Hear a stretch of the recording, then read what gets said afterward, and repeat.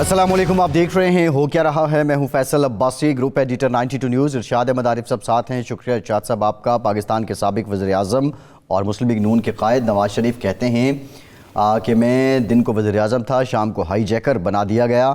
RTS बिठाकर जो हुकूमत लाई गई वो एक मोटरवे भी ना बना सकी। 1 लाख रुपए तनख्वाह लेने पर मुझे निकाल दिया गया। नवाज़ शरीफ ने यह भी कहा कि हमारे दौर में हम गैर मुल्की कर्ज़े वापस कर रहे थे और हमने अपने दौर में कर्ज़ लिए नहीं बल्कि वापस किए थे। हम पाकिस्तान में वो काम कर सकते हैं जो दूसरी कौमें नहीं कर सकती, लेकिन हमें नज़र खा गई। एक जानिब ये शिकवे हैं, ये वो दुखड़े हैं जो नवाज़ शरीफ सामने रखते हैं, फिर कहीं ना कहीं जाके वो हिसाब किताब की बात करते हैं। नवाज़ शरीफ फिर ये भी कहते हैं कि मैं मामला अल्लाह पे छोड़ रहा हूँ। बज़ाहिर यूँ लगता है कि नवाज़ शरीफ जो बातें आवाम के सामने रखना चाहते हैं वो रख नहीं पाते हैं। ये एक कन्फ्यूजन का माहौल है और इसी कन्फ्यूजन के माहौल में पाकिस्तान में इंतखाबात होने जा रहे हैं। मुस्लिम लीग नून अभी तक अपना मंशूर पाकिस्तान की दीगर बड़ी सियासी जमातों की तरह आवाम के सामने नहीं रख सकी है और साथ ही साथ ये कन्फ्यूजन अब मज़ीद उलझाव पैदा कर रही है कि आया वो नारा क्या होगा जिसकी बेस पे मुस्लिम लीग नून के जो कायदीन हैं वो अपने वोटर्स को माइल करेंगे, और वो मंशूर क्या होगा, ये इंतहाई अहम नुक्ता है। दूसरी बड़ी डेवलपमेंट ये है कि साबिक वज़ीर दाखिला सरफराज भुगटी पाकिस्तान पीपल्स पार्टी में शामिल हो गए हैं।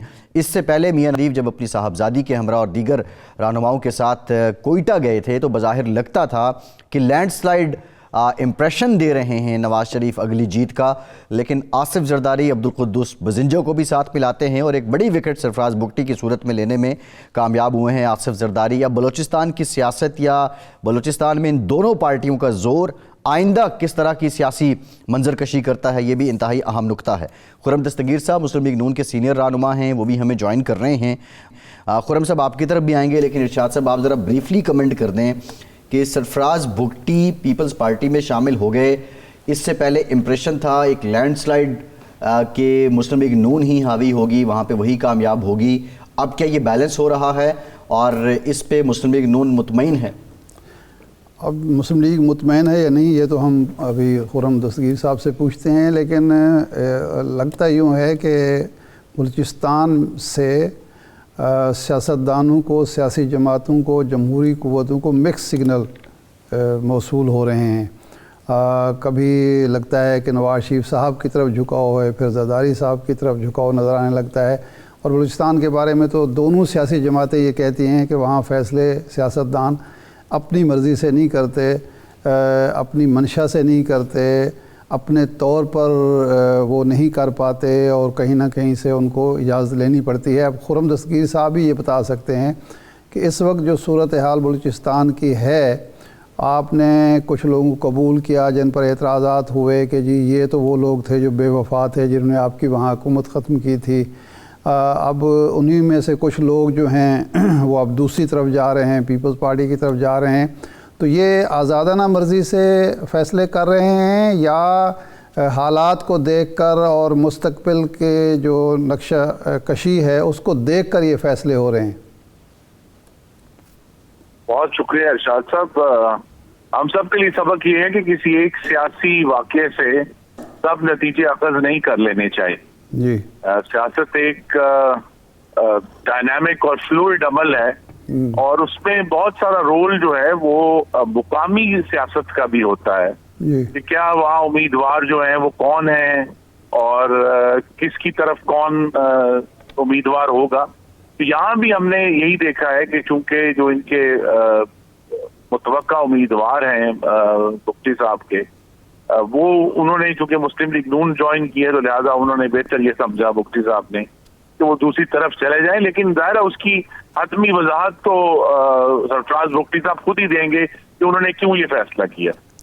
नहीं, हम तो यही समझते हैं कि सियासतदान खुद ही फैसले करते हैं। ये हमें मुस्लिम लीग नून, पीपल्स पार्टी और दूसरी जमातों के रहनुमा और लीडर ही ये कहते हैं कि नहीं जी नहीं, बलूचिस्तान के जो सियासतदान हैं ना वो अपनी मर्ज़ी से, मंशा से फ़ैसले नहीं करते।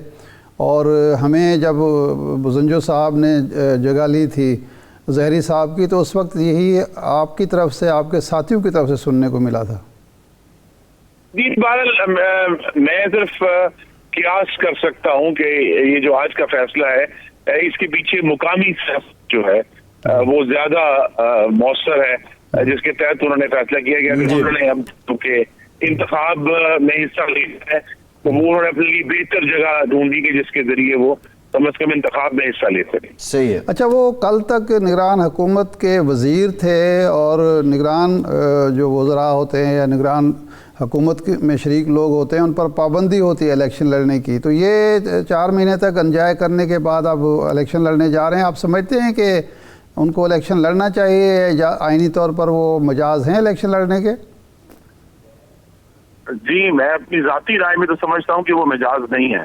اچھا. کیونکہ جس وجہ سے یہ پابندی لگائی گئی تھی وہ پابندی اس لیے لگائی تھی کہ جو بھی وزیر بنے وہ کہیں ریاست کے وسائل اپنے حلقے میں استعمال نہ کرے اور پھر اس کا فائدہ نہ اٹھائے. جی. تو یہ اب یہ معاملہ غالباً بلوچستان ہائی کورٹ یا سپریم کورٹ میں جائے گا کہ ایسی صورت میں جبکہ ابھی چند دن رہ گئے ہیں کاغذات نامزدگی داخل کرنے میں کہ کیا کوئی نگران وزیر جو ہے وہ اگر اس وقت استعفیٰ دے کے اپنے کاغذات داخل کر دے تو کیا وہ ایکسیپٹیبل ہوں گے. میری نظر میں تو یہ جو اصل روح ہے اس پابندی کی اس کے خلاف ہے.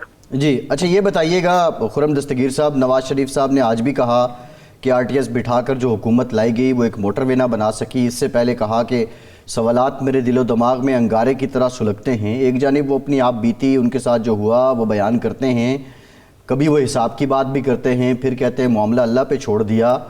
نون لیگ کا آئندہ الیکشن میں نعرہ کیا ہوگا اور یہ کنفیوژن اور یہ الجھاؤ کیا ہے؟ جی نعرہ تو یہ ہوگا کہ پہلے بھی نواز شریف نے ملک کو چلا کر دکھایا ہے، چاہے آپ موٹر وے کہہ لیں یا جو بھی تمام ملک کا جو انفراسٹرکچر ہے وہ بنا کر دکھایا ہے، اور جو کام کرنے والے تھے وہ کر کے دکھائے ہیں. چاہے وہ مہنگائی پر کنٹرول تھا، چاہے وہ دہشت گردی سے لڑنا تھا، چاہے وہ کراچی میں امن قائم کرنا تھا، چاہے وہ سی پیک لے کے آنا تھا، چاہے وہ لوڈ شیڈنگ کو ختم کرنا تھا. تو ہمارا نعرہ یہی ہے کہ نواز شریف نے بنا کر دکھایا ہے، چلا کر دکھایا ہے، کر کے دکھایا ہے، تو وہی یہ کام کر سکتے ہیں. جو دوسرا ایشو جس کی طرف آپ اشارہ کر رہے ہیں وہ بھی ہمارے ایجنڈا پر شامل ہے، لیکن غالباً میں نے آپ کے پروگرام میں بھی کہا، میں دوہرا دیتا ہوں کہ وہ جو ایک طریقہ تھا جس کے ذریعے نواز شریف نے جنرل پرویز مشرف کو عدالت میں کھڑا کیا تھا، وہ طریقہ غالباً پاکستان کی اس وقت کی جو سیاسی حاکمیت کا منظر ہے اس میں کارگر نہیں ہے. تو لہٰذا جو نئی پارلیمان پاکستان کے عوام منتخب کریں گے، یہ اس کے سامنے چیلنج ہے کہ وہ کیا طریقہ ہوگا کہ جو آئین شکنی ہوئی ہے وہ قوم کے سامنے بھی آئے، اس کی ذمہ داری قبول کریں، لیکن وہ عدالتوں میں گھسیٹنے والا معاملہ جو ہے وہ نہ ہو. کیونکہ ہم تو ایک ابھی تک بطور معاشرہ ہم نے ارتقا کرنا ہے. ہم یہ سمجھتے ہیں کہ احتساب کا مطلب جیل میں ڈال دینا ہے، لیکن ہمیں اس دوسرے طریقے ڈھونڈنے ہوں گے کہ سچ بھی سامنے آئے، ذمہ داری بھی واضح ہو، تاکہ کم از کم جو نوجوان نسل ہے ان کو یہ معلوم ہو کہ اگر پاکستان میں جس طرح کے حالات ہیں اس کے ذمہ دار کون لوگ ہیں. اچھا خرم صاحب، میاں نواز شریف صاحب 90 میں، اس کے بعد 97 میں، اس کے بعد 13 میں جب بھی اقتدار میں آئے بڑی واضح اکثریت کے ساتھ آئے اور انہوں نے لوگوں کو شامل کیا حکومت میں، مخلوط حکومت بنائی، لیکن میجارٹی بڑی واضح تھی.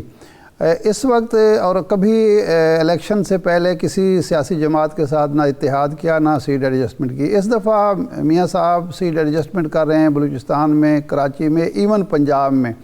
ایک تو یہ ہے کہ کیا آپ کو یہ احساس ہے کہ آپ اپنے طور پر اکثریت حاصل کرنے کی پوزیشن میں نہیں ہیں اس لیے سہارا لے رہے ہیں؟ اور خاص طور پر پنجاب میں جو آپ کا بیس کیمپ ہے وہاں کاف لیگ سے، آئی پی پی سے، جے یو آئی سے یہ بات کرنے کا کیا مطلب ہے کہ آپ کمزوری فیل کر رہے ہیں اور یہ لوگ آپ کے پاؤں کی بیڑیاں نہیں بن جائیں گے؟ مخلوط حکومت کا تجربہ تو ناکام ہوا ہے، یہ جو 16 ماہ کی حکومت تھی. آپ کا یہی کہنا تھا کہ جی یہ اس لیے ناکامی ہوئی کہ بہت ساری سیاسی جماعتیں تھیں جو ہمیں کام کرنے نہیں دیتے تھیں. شاہ صاحب ابھی تک جو گفتگو جسے ہم کہہ سکتے ہیں کہ کوئی نتیجہ خیز ہوئی ہے جی وہ صرف کاف لیگ سے ہوئی ہے. اس کے علاوہ باقی تمام جماعتوں سے گفتگو ضرور ہو رہی ہے لیکن کوئی حتمی نتیجہ ابھی تک سامنے نہیں آیا، صرف ایک ابتدائی بات چیت ہوئی ہے. اور یہ جو بات چیت کرنا ہے مختلف جماعتوں سے، اس کے پیچھے جو عوامل کار فرما ہے، تو پہلا تو یہ ہے کہ ہم ایک بڑی زہر انگیز اور नफरत से भरी हुई सियासत के दौर से बाहर आ रहे हैं। तो लिहाजा वो जो उस दौर से निकलने के लिए एक मफाहमत की जा रही है, मसालियत की जा रही है कि सबको साथ लेकर चला जाए।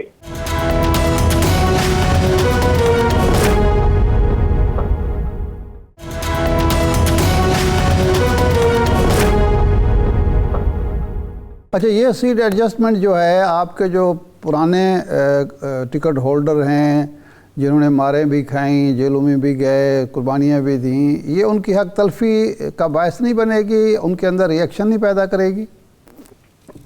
जी, तो यही कोशिश पार्टी में जारी है कि जहां बिल्कुल मजबूरी है या हमें सीट एडजस्टमेंट करनी है, तो वहां जो हमारे कारकुनान है और लीडरान है उनको एतमाद में लिया जाए। इसीलिए अगर आपने गौर किया हो, पिछले 11 दिन से आज 11वां दिन था कि मोहम्मद नवाज शरीफ ने हर एक शख्स जिसने पार्टी के टिकट के लिए दरखास्त दी थी उसको जाती तौर पर खुद सुना है। वो पहले एमपी था नहीं था, वो कारकुन था, उसने आज, लेकिन उन्होंने हर एक शख्स को पूरे मुल्क से सुना है। आज सिंध के इंटरव्यूज थे और वहां भी हर एक शख्स जिसने, या खवातीन भी थी बीच में, जिसने दरखास्त दी थी, उनको उन्होंने खुद सुना ताकि तमाम कारकुनों के एहसास हो कि उनका जो लीडर है वो उनकी बात बराह रास्त सुन सकता है और सुन रहा है। मजबूरी क्या है खुर्रम साहब? आपने कहा मजबूरी जहां ना हुई वहां।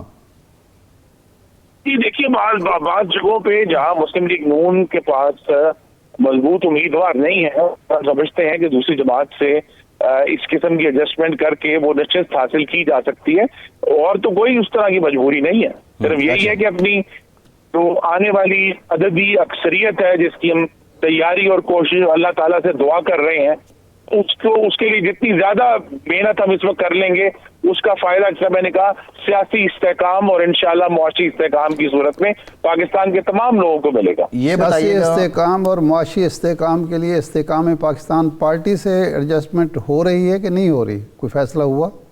जी, अभी तक कुछ गुफ्तगू हुई है, लेकिन अभी उसके कोई पेशरफ्त अभी तक तो नहीं हुई है एज ऑफ टुडे। अच्छा, ये बताइएगा, बिलावल साहब ने आज कहा कि जो मुस्लिम लीग नून का 5 साल दौरे हुकूमत था वो हमारे लिए आमरीत था। अब एक बात ये भी हो रही है कि अब आइंदा हुकूमत मखलूत हो, ये ज़्यादा चांसेस हैं, तो पीपल्स पार्टी और मुस्लिम लीग नून की रेवलरी ये कैसे है कि इक़्तिदार में आप इकट्ठे हो जाते हैं और फिर जब इक़्तिदार की जंग हो तो उसमें मुखालिफत है आपकी?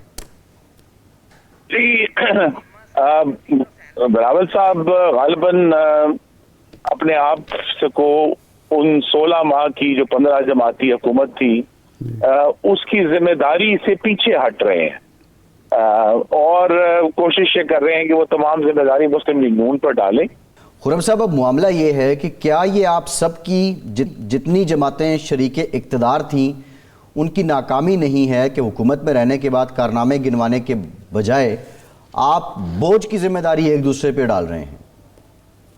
जी नहीं, देखिए, कामयाबियां भी बेशुमार हैं, लेकिन एक जो गुफ्तगू है वो सिर्फ एक मयार पे उस हुकूमत को जांच रही है और वो है महंगाई। हालांकि शहबाज शरीफ की क़यादत में हमने पाकिस्तान की जो तवानाई की पॉलिसी है उसमें बहुत बड़ी पेशरफ्त की है, हमने जो सोशल सेक्टर है उसमें बहुत बड़ी पेशरफ्त की है, लेकिन चूंकि हर चीज जो है वो महंगाई पर एक नंबर पर आकर रुक जाती है। लेकिन अभी जब इंशाल्लाह कैंपेन होगी तो और हमारा मंशूर भी सामने आएगा तो उसमें बराह रास्त ये लिखा गया है कि 16 माह की क्या क्या अचीवमेंट्स थी और उस अचीवमेंट्स पर हम बड़ी अल्लाह ताला से के आगे बहादुरी से लेकिन फख्र से खड़े हैं। सही है। अच्छा, ये बताइएगा खुर्रम साहब, अब जो मौजूदा हालात हैं इसमें ज़ाहिर है बड़े अंदाज बदल गए हैं, आपके मुखालिफिन ऑनलाइन जलसे कर रहे हैं और मुस्लिम लीग नून शायद उस इंटेंसिटी के साथ उस फोरम पे नहीं जा सकती। आप उसको प्रोपेगेंडा कहते हैं, झूठ कहते हैं, व्हाट्सएवर वो लोगों को आई बॉल्स को अपने साथ मिला लेते हैं। अब ये गेम आई बॉल्स की है, आइंदा जो सियासत है उसमें, क्योंकि बहुत सी चीज़ें जहाँ बदली हैं तो बहुत से लोग यकीन रखते हैं कि सियासत भी बदल चुकी है।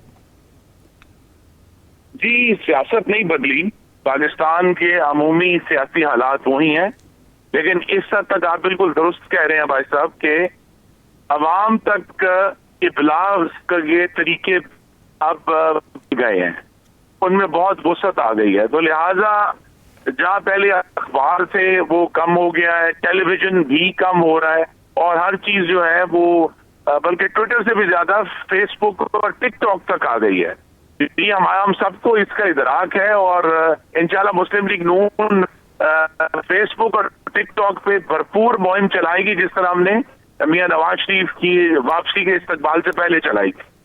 اچھا خرم صاحب, ایک دور میں مسلم لیگ نون بڑھ چڑھ کر یہ بات کرتی تھی کہ ٹروتھ اینڈ ریکنسلیشن ایک کمیشن بننا چاہیے, ماضی میں جو غلطیاں ہوئیں ان کا ادراک ہونا چاہیے, جن لوگوں نے غلط کیا اس ملک کے ساتھ ان کی نشاندہی ہونی چاہیے, اور آگے کا ایک لائحہ عمل تیار کرنا چاہیے. تو اب منشور آپ بنا رہے ہیں, تو کیا ایک ٹروتھ اینڈ ریکنسلیشن کمیشن کی تجویز بھی موجود ہے, اور آپ اگر اقتدار آپ کو ملتا ہے تو آپ یہ بنائیں گے تاکہ مسلسل جو غلطیاں ہوئی ہیں دہرائی جاتی ہیں ان کا ازالہ بھی ہو اور دوبارہ وہ ہو بھی نہ پائیں؟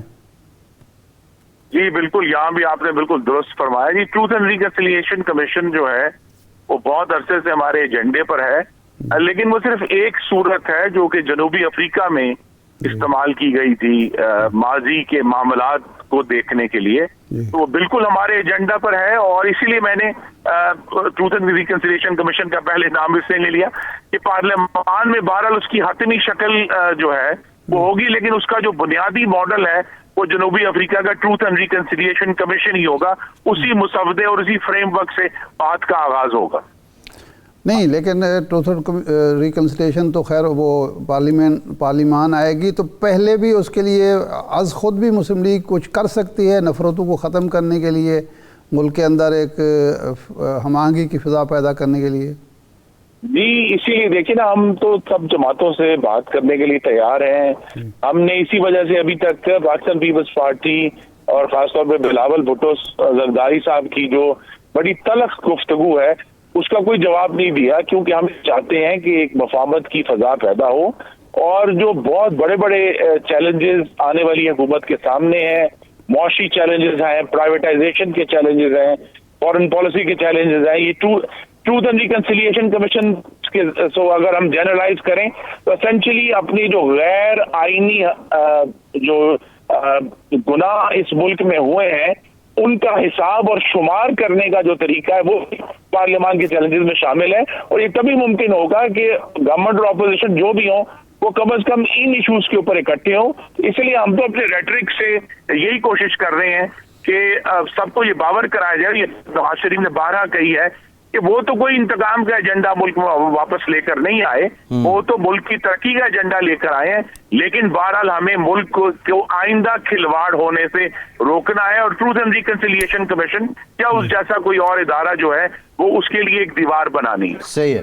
اچھا یہ بتائیے گا خرم صاحب, اب آپ کے اور پیپلز پارٹی کے بیچ تو سی او ڈی موجود ہے, لیکن اس وقت جو آپ کی ریئل ٹائم مخالفت ہے وہ پی ٹی آئی کے ساتھ ہے, تو کیا کوئی ایسے کنسنسس بلڈ کر رہے ہیں مسلم لیگ نون اس حق میں ہے کہ پی ٹی آئی بھی ساتھ بیٹھے اور ایک ایسا ڈاکومنٹ بنا دیا جائے وہی رولز آف گیم ہوں؟ جی ہماری طرف سے تو پیشکش ہمیشہ موجود ہے. پی ٹی آئی اور مسلم لیگ نون آج بھی سینٹ آف پاکستان میں اکٹھے موجود ہیں, وہ ایک فورم ہمیشہ رہا ہے جس پر بات ہو سکتی ہے. لیکن پی ٹی آئی کو پہلے جو اپنی سیاست کی بنیاد جو دوسروں کو چور, ڈاکو, کافر اور غدار کہنے میں تھی, جانور کہنے میں تھی, انہیں اپنی سیاست کی بنیاد بدلنی پڑے گی. انہیں دوسری جماعتوں کا جو مینڈیٹ ہے اس کا احترام کرنا, ان کو واضح طور پہ یہ بات کرنی پڑے گی کہ ہم احترام کرتے ہیں, ہم سمجھتے ہیں کہ دوسری جماعتیں بھی ایک سیاسی حقیقت ہے اور پاکستان کے عوام کی حمایت سے پارلیمان میں آتی ہیں. تو جب تک وہ اس قسم کی مفاہمتی ڈگر پر چلنے کی جو ہے وہ اندیا نہیں دیتے, وہ ایک آفر ہمیشہ ٹیبل پر موجود ہے, آج بھی سینٹ کے ٹیبل پر موجود ہے کہ اگر وہ اس پر بات کرنا چاہیں تو ویلکم. جی صحیح, بہت شکریہ خرم دستگیر کے وقت کا, آپ ہمارے ساتھ موجود تھے. ایک بریک کے بعد دوبارہ حاضر ہوتے ہیں.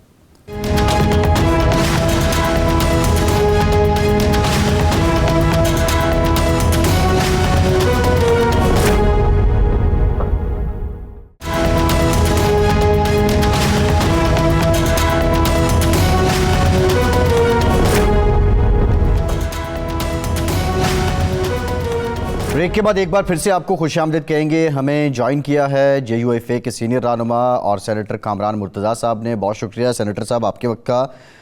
کامران صاحب, ظاہر آپ کا شعبہ قانون سازی اور قانون دان بھی ہیں. آپ یہ بتائیے گا کہ سرفراز بھگٹی صاحب نے ابھی بالکل ریسنٹلی وزارت داخلہ سے بطور وزیر داخلہ استعفیٰ دیا اور اب وہ پیپلز پارٹی میں شامل ہو گئے اور شنید ہے کہ وہ الیکشن کنٹیسٹ کریں گے. تو نگراں وزیر کیا اس ٹینیور میں جس میں وہ وزیر رہا ہو وہ الیکشن کنٹیسٹ کر سکتا ہے؟ ایسا ہے کہ جب سرفراز بھگٹی صاحب کے حوالے سے بات کر رہے ہیں تو وہ اس کے ساتھ میری دوستی بھی ہے, میں اس کا وکیل بھی ہوں, اس کے والد کا بھی وکیل رہا ہوں, تو میرا خیال ہے کہ مناسب نہیں ہے کہ اس کے حوالے سے میں کوئی رائے دوں. جتنے بھی اس کے معاملات ہیں لیگل سائٹ پہ تقریباً میں دیکھتا ہوں, تو نہ پوچھیں مجھ سے کچھ. نہیں, لیکن کامران صاحب آئین کے ساتھ پھر کون ہے؟ نہیں, ہم سرفراز بھگٹی صاحب کے حوالے سے بات نہیں کرتے. بالکل ہم ایک جنرل بات کر رہے ہیں. کوئی شخص الیکشن شیڈول آنے سے ایک دن پہلے جو نگران حکومت کا وزیر ہو صوبے میں مرکز میں, وہ استعفیٰ دے کے الیکشن لڑ سکتا ہے آئین کے مطابق, قانون کے مطابق. 224 کی بات کریں گے تو اس میں کچھ نکل آئے گا. میرے پاس اس وقت کانسٹیٹیوشن سامنے نہیں رکھا, اگر مجھے اجازت دیں میں اٹھا لیتا ہوں, میں آپ کو اس کی لینگویج پڑھ کے سنا دیتا ہوں. جی آپ بالکل, تب تک آپ پڑھ لیجیے. لیکن یہ بڑا قانونی کیونکہ اس میں تو ہے کہ وہ خود بھی, اس کے کوئی قریبی رشتہ دار بھی الیکشن نہیں لڑ سکتا. ہاں, لیکن ارشاد صاحب اب معاملہ یہ ہے کہ کامران صاحب بڑے لرنڈ آدمی ہیں اور ایک مقام ہے ان کا قانون سازی میں, قانون دان بھی ہیں, لیکن کیا پاکستان میں مسائل کی جڑ یہی نہیں ہے کہ ہم آئین کے ساتھ کھڑے ہونے میں دیر کر دیتے ہیں بجائے اس کے کہ ہم تعلق نبھاتے ہیں؟ نہیں, وہ تو خیر کوئی ایسی بات نہیں ہے. تعلق جو اگر وہ تعلق بھی ہے اور ان کے وہ لیگل ایڈوائزر بھی ہیں تو ظاہر بات ہے پھر ان کو محتاط ہونا چاہیے. جی کامران صاحب, اگر مل گیا 224 تو کائنڈلی ہمارے ویورز کو بتا دیں. جی بالکل مل گیا. ویسے جو آپ بات کہہ رہے ہیں وہ ایسا نہیں ہے, وہ ہم پابند ہوتے ہیں ان کے لیے جن کے لیے جو ہے ہم پیش ہو رہے ہوتے ہیں, پھر ان کے حوالے سے رائے نہیں دیتے. نہیں, آپ درست, ہماری اور ان کی جو بھی کنورسیشن ہوتی ہے وہ پریولیج ہوتی ہے. بالکل, ہم ان جنرل گفتگو درست فرما رہے ہیں آپ. ایک منٹ اچھا, اس کو ذرا IB کو 224 کے IB کو پڑھیے گا. جی. Members of caretaker cabinet including the caretaker prime minister and the caretaker chief minister and their immediate family members shall not be eligible to contest the immediately following election to such assemblies. Us such assemblies کو ذرا interpret کرنا ذرا. اچھا, یعنی جس آئی کوئی سی بات سمجھ, to such assembly. جی, یعنی اگر وہ وفاقی وزیر ہے تو قومی اسمبلی کا الیکشن نہیں لڑ سکتا اور صوبائی اور اپنے صوبے میں نہیں لڑ سکتا. اب یہ کبھی یہ کیس آف فرسٹ امپریشن ہوگا ٹو سچ اسمبلی. جی صحیح ہے. جی, آپ نے مجھ سے کیس ادھر آرگو کروا لی. چلیں اب ہم آگے چلتے ہیں. لیجیے ذرا موبائل کھولیے, اس میں سے آرٹیکل 224 IB کو تنقید تو 1 منٹ میں کر دیا آپ نے مجھ پہ, مگر نہیں وہ اصل میں انٹرنیٹ نہیں چل رہا میرے پاس کامران صاحب, سلو ہوا پڑا ہے. اب پرابلم یہ ہے, یہ سلو کیوں ہوا ہے, ہم اخلاقی طور پہ پابند ہو جاتے ہیں کہ ہم اس کے خلاف رائے نہ دیں. جی بالکل, آپ درست فرما رہے ہیں. صحیح ہے, بالکل ٹھیک ہے. ہم تو ایک ان جنرل بھی بات کر رہے تھے کیونکہ کوئی ایک اور بھی وزیر ہیں جنہوں نے استعفیٰ دیا ہے. اچھا, اب معاملہ یہ ہے, میرا جو آپ سے سوال ہے کامران صاحب وہ یہ ہے کہ JUI کچھ خبریں یہ بھی آئیں کہ پیپلز پارٹی کے ساتھ بھی آپ کی سیٹ ایڈجسٹمنٹ کریں گے. کیا نون لیگ کے ساتھ بھی آپ کی سیٹ ایڈجسٹمنٹ ہو رہی ہے؟ اس کے لیے تو کمیٹی بھی بن گئی ہے. یہ جو انتخابات ہیں آئندہ جو 8 فروری کو ہو رہے ہیں, یہ روایت سے ہٹ کے کتنے مختلف آپ کو نظر آتے ہیں؟ کیا سیٹ ایڈجسٹمنٹ کا ماحول پہلے بھی رہا اور اس کے نتیجے میں جو اسمبلی بنے گی وہ کتنی جاندار یا کمزور ہوگی؟ دیکھیے بات یہ ہے کہ جب سیٹ ایڈجسٹمنٹ ہوتی ہے تو سب سے پہلا جو آئیڈیل بات ہوتی ہے وہ نظریات میں اگر کوئی مماثلت ہو تو وہ مماثلت کی بنیاد پہ آپ قربانی دے دیتے ہیں, یا کوئی ایسی لیڈرشپ ہوتی ہے جس کے ساتھ ہمارا ایسا تعلق ہوتا ہے احترام کا, تو اس کے لیے بھی ہم راستہ چھوڑ دیتے ہیں. یہ تو آئیڈیل سچویشن میں ہوتا ہے. اور جب آئیڈیل سچویشن نہ ہو تو پھر پارٹیاں اپنا مفاد دیکھتی ہیں، باہمی مفاد جس کو آپ کہہ سکتے ہیں کہ فلاں کے ساتھ بیٹھیں گے تو کیا فائدہ ہوگا، فلاں کے ساتھ بیٹھیں گے تو کیا فائدہ نہیں ہوگا. تو وہ لوکل ایڈجسٹمنٹ کی، کیونکہ ساری پاکستان کی پارٹیاں، تو لوکل ایڈجسٹمنٹ کی جو ہے نا وہ پارٹیوں نے پرمیشن دی ہوتی ہے، صوبوں کو بھی دی ہوتی ہے، ضلعوں کو بھی دی ہوتی ہے، مگر منظوری مرکز سے لینی پڑتی ہے. تو یہ تو ہو سکتا ہے. اب اس کے نتیجے میں اسمبلیاں کتنی مضبوط ہوں گی یا کتنی کمزور ہوں گی، یہ غیب کا ایک علم کا سوال ہے کہ کل کیا ہوگا، اس کا نتیجہ کیا نکلے گا. بہرحال عام طور پہ اس طرح سے جب بہت زیادہ جو ہے نا وہ پارٹیاں ہوں اور کسی ایک پارٹی کی واضح اکثریت نہ ہو جو بظاہر نظر آ رہا ہے، تو اسمبلیاں کمزور ہی ہوا کرتی ہیں. مگر اب آئندہ کیا ہوگا اس کو اللہ بہتر جانتا ہے. 8 فروری کے بعد 8 فروری کی رات سے پتہ چلنا شروع ہو جائے گا اور 9 تک جو ہے نا سارے ریزلٹس آ جائیں گے انشاءاللہ. کامران صاحب یہ ڈسکشن اس لیے ہو رہی ہے کہ 16 ماہ ایک مخلوط حکومت تھی، 14 یا 15 پارٹیز اس میں شامل تھیں. اب جب وہ حکومت، ایک تو مسائل اس وقت بہت بڑھ گئے، مہنگائی، بے روزگاری، لا اینڈ آرڈر سچویشن خراب ہو گئی، ڈیفالٹ کا خطرہ پیدا ہو گیا. لیکن جب وہ حکومت وہ ختم ہوئی تو اب 2 بڑی پارٹیز جو ہیں وہ ایک دوسرے کو مورد الزام ٹھہرا رہے ہیں کہ جی آپ کی وجہ سے ہوا، آپ کی وجہ سے ہوا. اور جو مسلم لیگ نون ہے، جو میجر شیئر ہولڈر تھی، وہ کہتے ہیں جی ہم پرفارم ہی اس لیے نہیں کر سکے کہ اتنی زیادہ پارٹیاں ہم نے شامل کر لی تھیں اور مخلوط حکومت تھی. تو اگر اسی طرح کی صورتحال پیدا ہوتی ہے تو یہ سوال پیدا ہو رہا ہے کہ پھر اس طرح کی حکومت جو ہے ڈیلیور کیا کرے گی، پرفارم کیا کرے گی، اور عوام کے اور پاکستان کے مسائل حل کیسے کرے گی.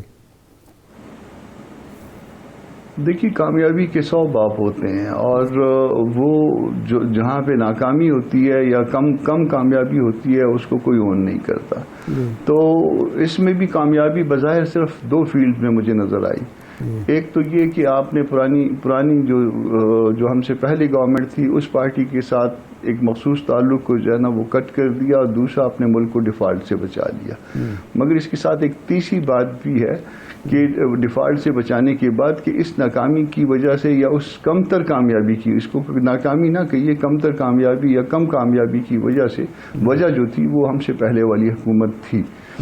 وہ آپ 100 روپے کی چیز لیں اور 90 روپے کی بیچنا شروع کر دیں، یا آپ نے ایگری یہ کیا ہوا ہے کہ 100 کی چیز بکے گی اور اپنے ملک میں لا کے اس کو جو ہے نا سیاسی مقاصد کے لیے آپ 70-80 میں بیچنا شروع کر دیں، تو یقیناً ایک جگہ ایک سٹیج ایسا آئے گا جب بینکرپسی آ جائے گی. تو اس کی ایک وجہ یہ ہو سکتی ہے. مگر یہاں پہ چونکہ پہلے متحارب نظر آئی ہیں آپ کو پارٹیاں ساری، مگر آپ نے خود کہہ دیا کہ JUI جو ہے وہ پیپلز پارٹی سے بات کر رہی ہے یا پیپلز پارٹی JUI سے بات کر رہی ہے. تو آپ کو اب زرداری صاحب کے کوئی اس رویے سے نہیں پتہ چلتا کہ پارٹیاں نزدیک آ رہی ہیں، اور ان کا جو گریونس تھا، ایون بلوچستان میں بھی آپ نے سرفراز بگٹی صاحب سے شروع کیا تھا، تو ایون بلوچستان میں بھی کوئی ان کے اب وہ گریونسز اس طرح سے نہیں رہے، کہیں شاید ریڈریسل ہو گئی ہے اس کی. نہیں، لیکن کامران صاحب اس کی وجہ تو لوگ یہ کہہ رہے ہیں کہ جناب اتنا خوف ہے تحریک انصاف کا کہ سب کو مل جل کر چلنا پڑ رہا ہے. اگر یہ خوف نہ ہو تو پھر تو ہر آدمی اپنی ہر جماعت کا رخ کسی دوسری طرف ہوگا. قطر نہیں، ان کا خوف صرف سوشل میڈیا پہ ہے. میں کل جو ہے نا وہ اس کو دیکھ رہا تھا کہ مذہبی ووٹ کے حوالے سے میں ڈاکومنٹ ایگزامن کر رہا تھا. 1% کا بھی 0.00% بھی 2002 سے لے کے آج تک مذہبی ووٹ جو ہے 0.000% بھی کم نہیں ہوا. یہ کہ آپ کہہ سکتے ہیں، اگر آپ اس کو کامیابی نہیں کہیں گے، آپ اس کو ناکامی میں اگر لائیں تو کہیں گے کہ جی 0.0% بڑھا بھی نہیں ہے.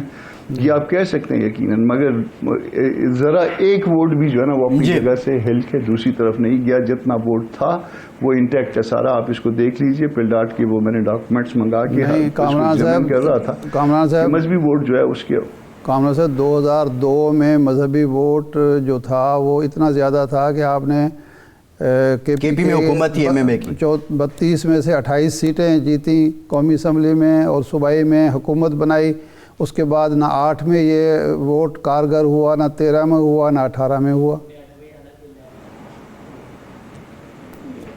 کیا ہمارا ووٹ کارگر نہیں ہوا؟ دیکھیے ہمارا ووٹ تو یا کارگر رہا یا کارگر نہیں ہوا. اس وقت 2 صوبوں میں جہاں ہم اس سے پہلے آج سے پہلے کی جو صورتحال تھی جب اسمبلی ڈیزالو ہونے کی صورتحال تھی 2 صوبوں میں اپوزیشن لیڈر جو ہے JUI کا تھا, سنگل JUI کا.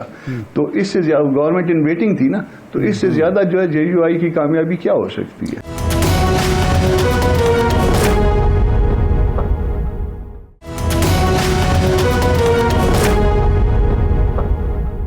آپ کی پارٹی نے 2 مولانا فضل الرحمان صاحب نے بھی, حمداللہ صاحب, باقی لوگوں نے 2 وجوہات بیان کی کہ الیکشن لیٹ ہونے چاہیے. نمبر 1 تو یہ ہے کہ برف باری ہوگی بعض علاقوں میں بلوچستان اور KP کے. دوسرا یہ لا اینڈ آرڈر سچویشن خراب ہے, آپ نے جس کا ذکر بھی کیا ہے. سپریم کورٹ آف پاکستان نے لیکن یہ باتیں آپ نے میڈیا میں کی, سپریم کورٹ آف پاکستان کے سامنے رکھی. وہ کہتے ہیں جی پتھر پر لکیر ہے 8 فروری. تو اس کا مطلب یہ ہے کہ 8 فروری کے الیکشن تو اب انشاءاللہ یقینی ہیں. تو یہ دونوں وجوہات آپ کی عدالتی سطح پر بھی نہیں مانی جا رہی؟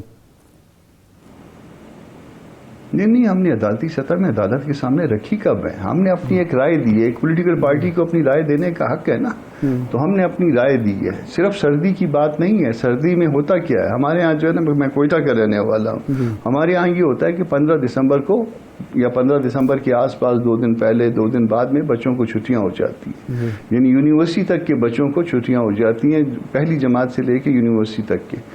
اچھا, لوگ اپنی چھٹیاں اس حوالے سے جو ہے محفوظ رکھتے ہیں, جو سرکاری ملازم ہوتے ہیں, جو اور لوگ ہوتے ہیں, تو وہ چھٹیاں محفوظ رکھتے ہیں. اور اس کے بعد وہ کرتے یہ ہیں کہ گرم علاقوں کی طرف مائگریٹ کر جاتے ہیں. یہ جو 2 مہینے ہوتے ہیں وہ آتے ہیں کچھ 27 سے 28 فروری کے پاس. ہمارے یہاں اسکول, کالجز, یونیورسٹی یہ کھلیں گی 1 مارچ کو.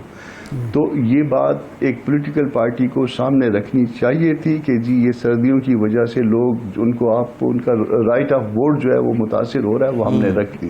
ہم نے کبھی یہ نہیں کہا کہ ہم جو ہے اگر یہ 8 فروری کو الیکشن ہوں گے تو ہم الیکشن میں حصہ نہیں لیں گے. ہم نے صرف اپنی رائے رکھی, ایک مسئلہ تھا اس کی نشاندہی کر دی. سیکیورٹی ریزن آپ ابھی جا کے مجھے ٹانگ کے ایریے میں آپ بنو سے آگے شروع ہو جائیں, بلکہ اس روڈ پہ آپ چلے جائیں جہاں سے DI خان سے, تو آپ نکل کے بتائیے اور ذرا ٹریول کر کے بتائیے رات کے ٹائم پہ. اگر آپ نے ٹریول کر لیا اور واپس آ گئے سہولت کے ساتھ تو میں آپ کو خوش قسمت مانوں گا اور پھر دوسرے دن کھانا بھی آپ کو کھلاؤں. جی ٹھیک, بہت شکریہ کامران مرتضیٰ صاحب آپ کے وقت کا. ارشاد صاحب, میں دیکھ بھی رہا تھا کہ ابھی تک کسی بڑی سیاسی جماعت کا, بلکہ جو ریلیجیس جماعتیں ہیں ان کا بھی, اور جو دیگر جماعتیں ہیں, قوم پرست جماعتیں ہیں, ان کی طرف سے بھی جو منشور ہے وہ باضابطہ طور پہ اس کا اعلان نہیں کیا گیا. ویسے تو جو دنیا بھر میں ہم دیکھتے ہیں جو بڑی بڑی جمہوریت ہیں اس پہ منشور 5-6 ماہ پہلے آ جاتا ہے, پھر اس کے بعد اس پہ ڈیبیٹس ہیں. جو ایون امریکہ میں جو پریزیڈنشل کینڈیڈیٹ ہوتے ہیں وہ آ کے ڈیبیٹ کرتے ہیں, پبلک کے سامنے وہ مناظرہ ہوتا ہے. ہم جمہوریت کی بہت بات کرتے ہیں, لیکن ہمارے یہاں یہ ہیلدی پریکٹس کیوں نہ ہو سکی؟ اب 52 دن رہ گئے ہیں اور ابھی تک منشور نہیں دیا کسی ایک بھی بڑی سیاسی جماعت نے کہ وہ عوام کے لیے کریں گے کیا. ترجیحات کیا ہیں؟ اچھا, پہلی بات تو یہ ہے کہ ہمارے ہاں جو ہماری سیاسی جماعتیں ہیں اور جمہوریت کے علمبردار سیاسی جماعتیں ہیں, ان کا رویہ بڑا عجیب و غریب ہے. ان کے لیڈرشپ کے پاس آپ دیکھیں تو گاڑی جو ہوگی وہ 2023 ماڈل کی ہوگی. اب یہ دسمبر آ گیا ہے, ابھی سے نئی گاڑیوں کی بکنگ شروع ہو جائے گی کہ اگلا ماڈل گھڑی ماڈرن, موسٹ ماڈرن گھڑی ہوگی. کروڑوں کی قیمت کی گھڑیاں ہوں گی لیکن موسٹ ماڈرن ماڈل کی. موبائل فون ہوگا تو سارا کچھ ہوگا, لیکن جمہوریت ان کو کوئی 150-200 سال پرانی چاہیے. جب بات کریں تو وہ کہتے ہیں جی وہ وقت لگتا ہے, یعنی باقی سب کچھ جو ہے اس پہ کوئی وقت نہیں لگتا, صرف جمہوریت پہ وقت لگتا ہے.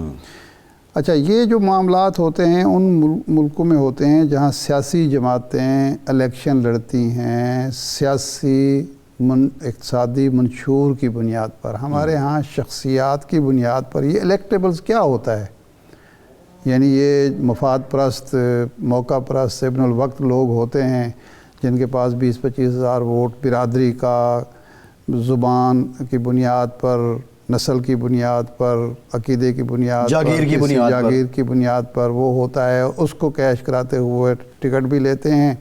اب میں دیکھ رہا تھا ایک پارٹی کے پارلیمانی بورڈ کی کارروائی کہ پتہ چلا کہ ایک خاندان نے 3 ٹکٹ جو ہیں وہ مانگے ہیں پارٹی سے، جی، کسی اور نے 4 ٹکٹ مانگے ہیں۔ یہ اب دیکھیں نا، مسلم لیگ کاف جو ہے وہ 5 ٹکٹ غالباً مانگ رہے ہیں، 4 ٹکٹ مانگ رہے ہیں، اور اس میں سے 1 ٹکٹ باہر کے آدمی کا ہے، 3 ٹکٹ ایک ہی گھر کے ہیں۔ اچھا، خاندان، شخصیت اور اس کا نعرہ۔ جی، اب 1970 میں ایک نعرہ لگا، روٹی کپڑا اور مکان، وہ آج تک نعرہ ہی لگ رہا ہے۔